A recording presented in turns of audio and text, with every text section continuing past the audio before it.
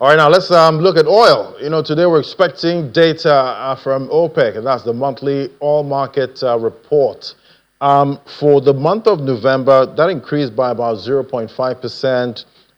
That's about 104,000 barrels to average 26.66 million barrels. That was the average there for November. So we're still expecting the numbers. That's for December 2024. Join us now to unpack this. We have Chinnan, the Vice Chair, African Energy Council. Great to have you, Chinnan. Happy New Year. Hi, Laddie. Happy New Year. Been a while. Yeah, it's been a while. Welcome back. Well, so we're seeing data from the Energy Information Administration that came out yesterday. They've looked at their crystal ball. They have a short-term expectation there. They expect oil production will rise, but not with a corresponding rise in demand, which is expected to keep prices pressured. How are you seeing that forecast as we expect the MOMR for December 2024?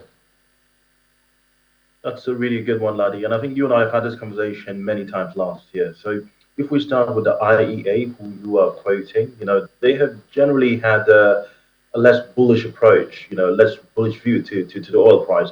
A lot more realistic, actually, if you ask me. Their forecast of last year. Compare that to OPEC. OPEC was initially incredibly bullish. OPEC had to revise, believe it or not, their forecast of oil price 5 times last year. So actually, the numbers ended up closing much closer to what the IEA said.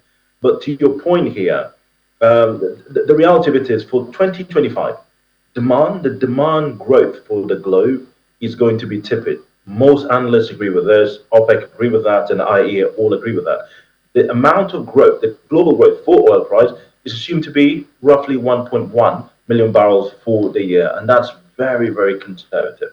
Now, just because of that, because it's going to be very, very, very low, if you compare that to this supply side, which is a point you were making there, Laddie, you'd see without a doubt that there are several headwinds that are coming, which potentially could sway things around. So one of those is the fact that OPEC is going to start to rewind its production cuts, the ones it made in 2022, is going to start bringing those barrels onto the market in April of this year. Once those barrels come into the market, supply increases. That's number one. But number two, Laddie, is the fact that we're having a new administration come into the US, and the policy is drill, baby, drill. What that ultimately means, we're completely unclear of, but certainly it sounds like there'll be a lot of drilling and new volumes may come onto the market, particularly for shale. Right, and talking about drill, baby, drill, there seems to be, optimism regarding oil production in Nigeria. That's kept rising for the final quarter of 2024. But if it continues and we see other OPEC members also producing a lot in 2025, so I guess that might not translate to more revenue. If the prices go down, but our production goes up. Absolutely. So like, that's spot on. So I think a couple of things for us to take away as Nigerians. First thing is huge kudos for the fact that we have been able to grow the oil price in the last 18 months from about 1.1 million barrels per day. I think you can argue around sort of February of 2023, 1.1 million barrels per day, to where we sit today about 1.49 was the last number in November of last year. So it's been a massive increase, 30%, you can argue, and that's very significant. What that means ultimately is we have a lot more revenue coming into the purse, and it gives a lot of confidence to investors. How have they been able to do that with all the things you've seen, Laddie?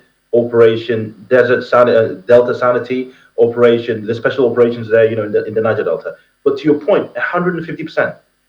There is an opportunity for us to further increase the oil supply. But what does that mean for price? You and I have just finished talking now. If there's an oversupply in the market for this year, like we're talking, if demand is low and supply is high, price potentially will come down. So there could be a penalty there. We don't know where it would sit, but certainly I think we're looking at weaker oil prices for 2025, potentially around the $70 per barrel mark all through the year, I would say. But of course, an increase in production will be very healthy for the country. Now, what are you expecting for the MOMR? That's the report for December. That's coming out from OPEC. So that's a great one, Laddie. I think for Nigeria, I'd say this. We expect, so if I just go back 3, 4 months ago, so you go back to the month of September, 1.33 million barrels per day. You go back to the month of October, 1.34 million barrels per day, quite flat. You go into November, 1.49, so a huge jump there, the month of November. How has that happened?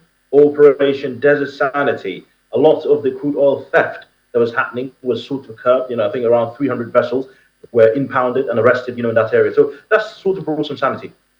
We expect for the month going forward, without a doubt, that numbers will be around, the 1.48, 1.49, probably just above that, for the month of December. But certainly is going in that direction. There's a lot of momentum in that space. We expect it to be steady like it was in November. But I'll say this without a doubt. There are lots of positive signs that we're seeing in the oil and gas industry that we haven't seen in the last 8 years, I've got to say. The last 8 years, all the deals stalled. They were just on the table. The ExxonMobil deal did not move. The Shell Renaissance deal did not move. The Owando ENI deal did not move. All of these have moved right now. And guess what? Shell has announced FID for Bonga North, $5 billion of investment coming in. We haven't seen any FIDs in the Niger Delta in the last 10 years. The first FID in the Niger Delta in the last 10 years. Outside of that, we saw ExxonMobil announcing $10 billion of investment coming in for subsea tieback OWO, the OWO subsea tieback, again in deep water. So there is a lot of movement in the area right now. I think a lot to cheer about, but hopefully the oil price can be kind to us. Right. I hope the oil prices are kind, and maybe PMS even kinder to to Nigerians. Thank you so much. It was great having you, Chinnan Dickwell. He's the Vice Chair, African Energy Council. Hope to see more of you in 2025.